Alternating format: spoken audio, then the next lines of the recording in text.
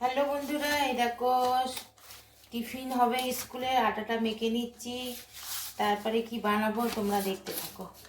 দেখো আটা মাখা হয়ে গেল, তোমরা দেখলে। দেখো কপি, বড় বড় কপি সব ধুয়ে নিয়েছি। এটা আমি এবার এটাকে গ্রেড করবো। দেখো গ্রেড করে ফুলকপি গোবি কা পরাঠা বানাই গিয়ে, ফুলকপি কা পরাঠা।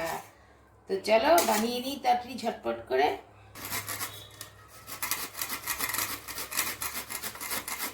হয়ে গেল দেখতেই পাচ্ছ। এবার আমি এর মধ্যে লঙ্কা গুঁড়ো দিয়ে দেবো, আর দিয়ে দেবো আমি নুন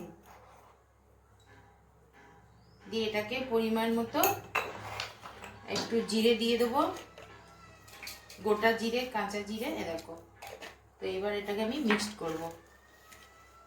সব রেডি হয়ে গেছে। এবার আমি এটা গোবি পরোটা করি। এই দেখো বন্ধুরা, কপির পরোটা। এটা বেলবো।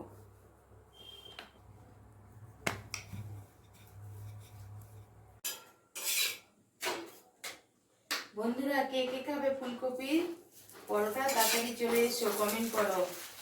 এই দেখো